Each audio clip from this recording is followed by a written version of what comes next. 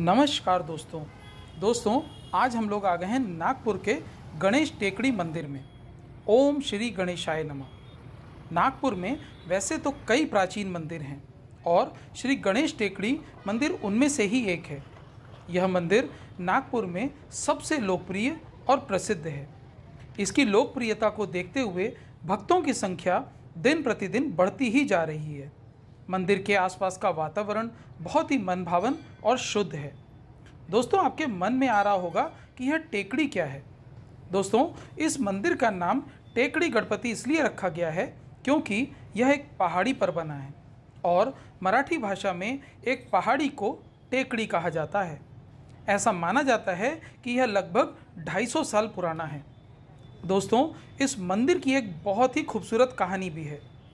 कहानी के अनुसार 1875 यानी 1875 में अंग्रेजों द्वारा पहाड़ी पर किए गए डायनामाइट विस्फोटों से एक के बाद जब एक विस्फोट किए जा रहे थे, तब यह मूर्ति ज़मीन से निकल करके आई, जिस पर आज यह मंदिर स्थित है।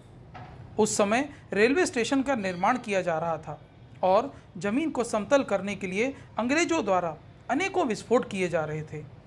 उन्हीं विस्फोटों में एक बार में यह मंदिर की मूर्ति जो है यह ज़मीन से निकल करके बाहर आई। जब इस मंदिर का निर्माण शुरू हुआ तब यह एक साधारण टीन शेड और छोटा सा मंच हुआ करता था। 1970 के बाद इसमें सुधार होना शुरू हुआ। जब सैन्य रक्षा यानी आर्मी वालों ने इसे अपने कब्जे में लिया और 1865 में स्वर्गीय माननीय तत्कालीन रक्षा मंत्री श्री यशवंत राव चौहान ने मंदिर और आसपास की जमीन पर मंदिर ट्रस्ट को कब्जा दे दिया। 1978 में गणेश मंदिर के निर्माण की बड़ी परियोजना पूरे जोरों शोरों पर शुरू हुई। सभी भक्तों ने निर्माण के लिए उदारतापूर्वक भारी मात्रा में योगदान दिया। दोस्तों, प्रसिद्ध गणेश हिल मंदिर या गणेश टेकड़ी मंदिर नागपुर के सीताबर्डी इलाके में स्थित है। यह मंदिर भोसले कालीन है। इस मंदिर में भगवान गणेश की 350 साल पुरानी मूर्ति है। यह मूर्ति एक पीपल के पेड़ के नीचे स्थित है। इस मंदिर में भक्तों को एक ही समय में भगवान विष्णु और भगवान गणेश की पूजा और दर्शन करने का सौभाग्य प्राप्त होता है। ऐसा कहा जाता है कि यह मूर्ति स्वयंभू है।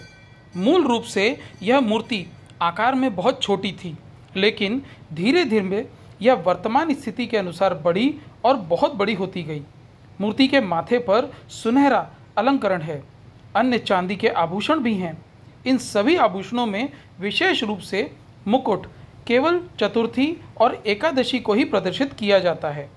भक्तों का कहना है कि यह मंदिर एक जागृत देव स्थान है, इसलिए यहाँ सुबह से लेकर आधी रात तक भक्तों की भीड़ लगी रहती है। यह मंदिर ऐसा स्थान है जहाँ संपूर्ण मानव जाति या भक्त एक स्थान पर एकत्रित होते हैं और पवित्रता, समानता और शुद्ध मन से धर्म प्रदर्शन के लक्ष्य के साथ एकत्रित होते हैं।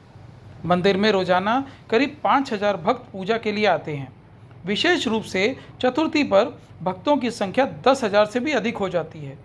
ऐसा कहा जाता है इस मंदिर में भक्तों द्वारा दिए जाने वाला मासिक दान लगभग 3 से 4 लाख है। इस मंदिर में रोजाना 3 बार दीप प्रज्वलित करके आरती की जाती है।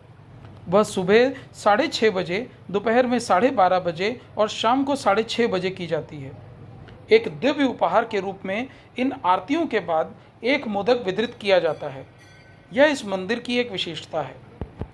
दोस्तों, इस मंदिर की मुख्य भूमिका स्वर्गीय श्री गणपत राव जोशी और अन्य भक्तों ने निभाई, जिन्होंने इस निर्माण में सक्रिय भाग लिया।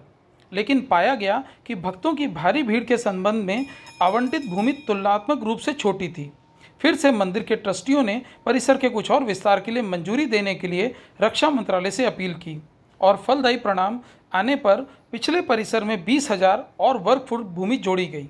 अब नए प्रोजेक्ट का उद्देश्य इस मंदिर के आसपास के क्षेत्रों जैसे लॉन, पानी के फव्वारे और मुफ्त पार्किंग क्षेत्र आदि का सौंदर्यीकरण करना है। दोस्तों, यहाँ पर आने के बाद हमारा मन तो गणपति जी की जय जयकार करने में ही लगा हुआ था। इसलिए हो सकता है कि हमने आसपास का और कुछ आपको ना दिखा पाए हों, लेकिन हम जरूर चाहेंगे कि आप वहाँ पर जा कर के इस भव्य मंदिर के दर्शन जरूर करें। और साथ ही साथ में अगर आप वहाँ से बाहर आते हैं तो आ कर के राइट साइड में आप जब इस चौराहे के पास आते हैं तो यहाँ पर आपको माता जी का मंदिर भी मिल जाएगा। यहाँ पर आने पर आपको माता जी के इस सुंदर मंदिर के दर्शन भी होंगे। आप सभी लोगों का हमारे चैनल के साथ जुड़े रहने के लिए बहुत बहुत धन्यवाद। अब हम लोग 5000 सब्सक्राइबर्स जाने वाले हैं, तो प्लीज़ अगर आपने अभी तक सब्सक्राइब नहीं किया है तो ज़रूर सब्सक्राइब कर लीजिए। गणपति बप्पा मोरया, मंगल मूर्ति मोरया।